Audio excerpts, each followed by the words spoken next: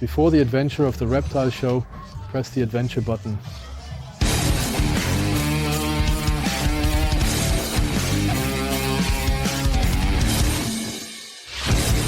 Hello and welcome to a new episode of ReptilTV.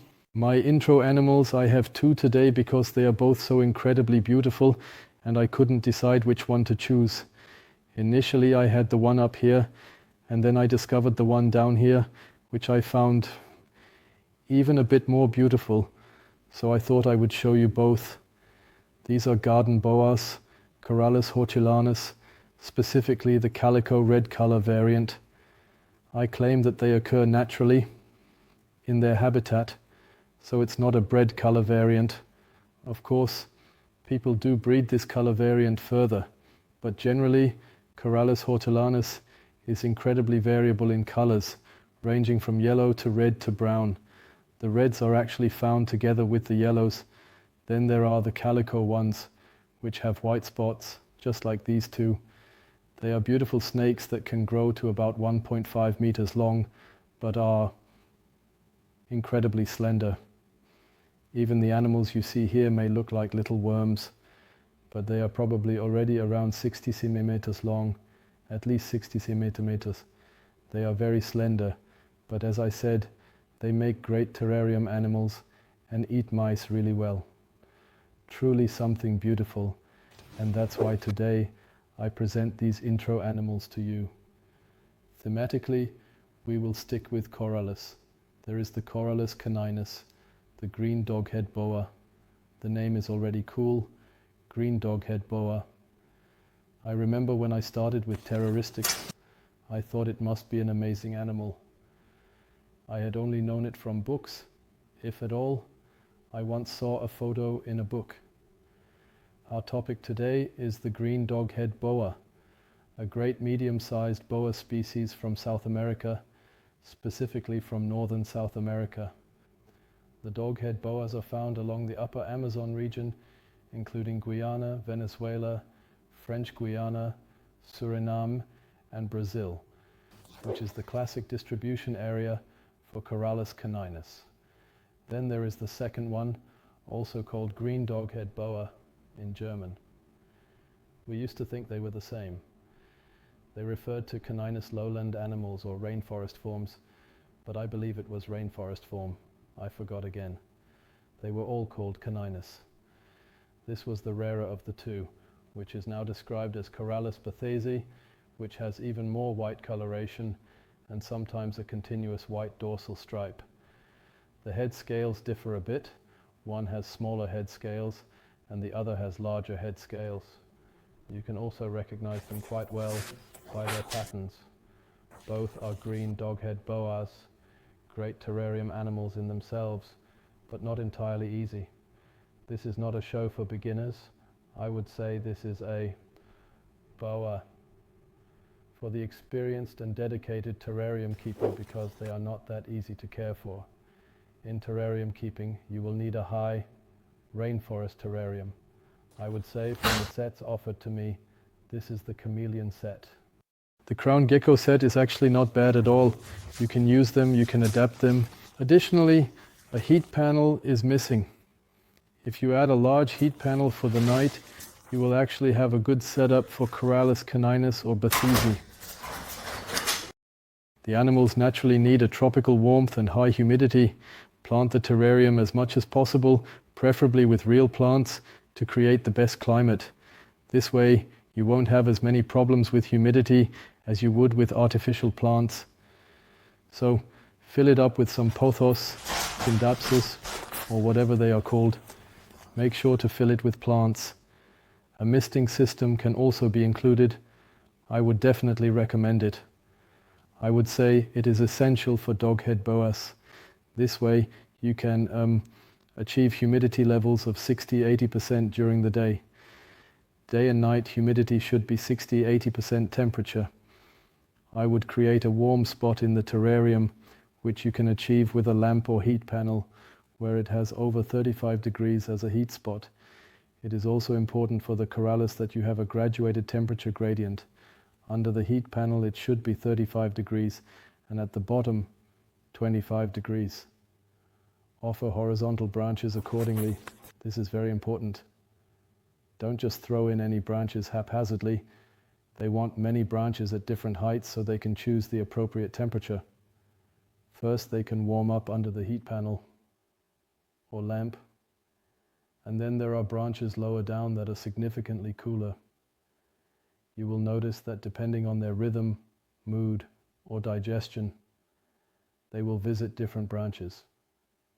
After they have eaten, they will likely go higher to digest. If it gets too warm for them, they will go lower. This is a very important point. Those of you in the know will understand. I always say with king snakes, in Africa, it is 30 degrees everywhere. Here, there are no differences. With the Corallus caninus, it is a bit different. It has to do with the rainforest.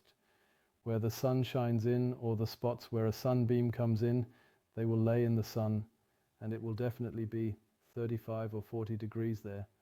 But in cooler, shadier areas, due to the high humidity, it can be only about 26 degrees or so. And that is what you need to provide for them.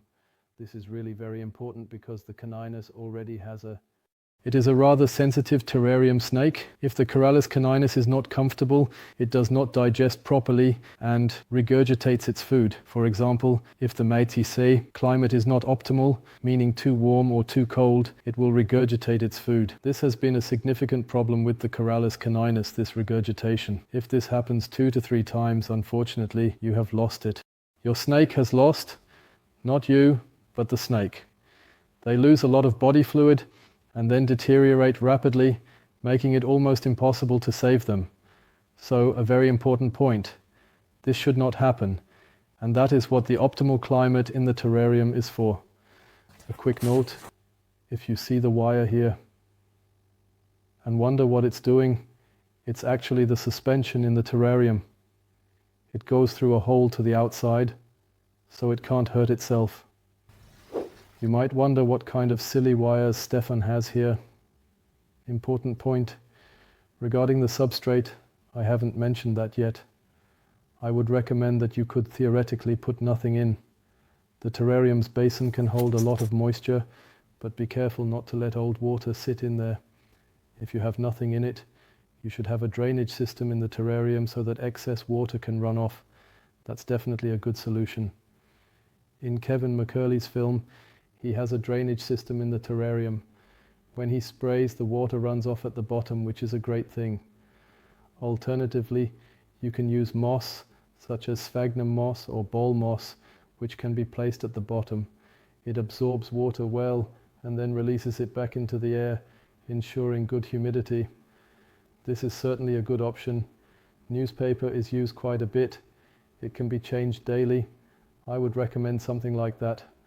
Otherwise, we come to the breeding of the Corallus.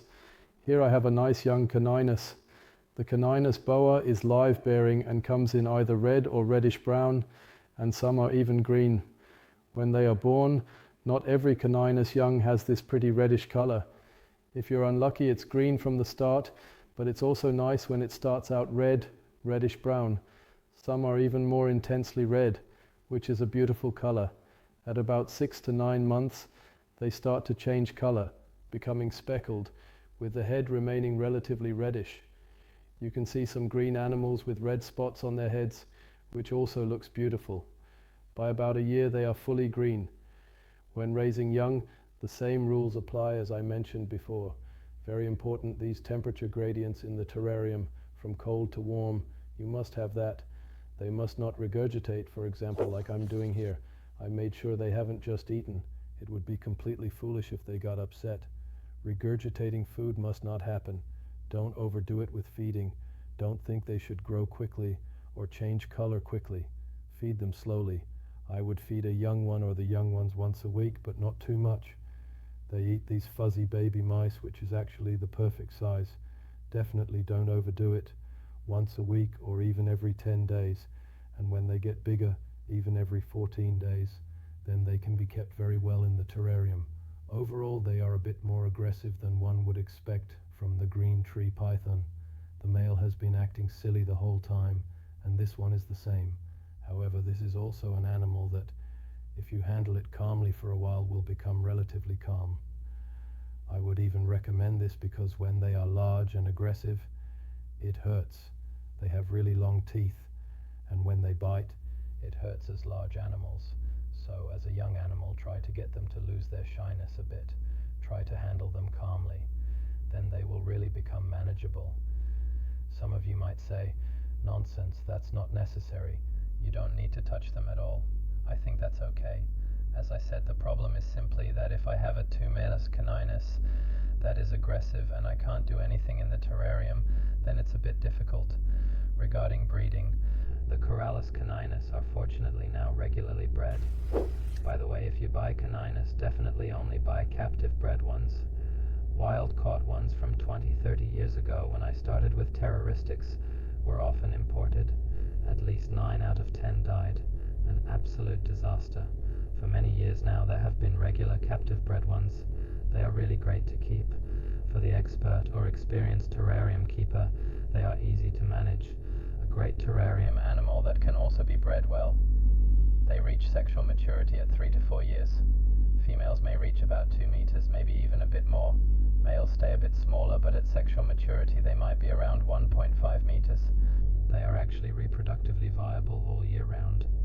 I would keep them in pairs, or I would even keep them individually and only bring them together for mating. Some people, I mentioned Kevin McCurley earlier, in one of his episodes he even keeps groups, even groups of 3 or 4 caninus together. I find that interesting. Personally, I would prefer to keep them individually and only bring them together for mating. They are live-bearing, a great terrarium animal, and definitely possible to reproduce. What I haven't mentioned yet is the sex determination of the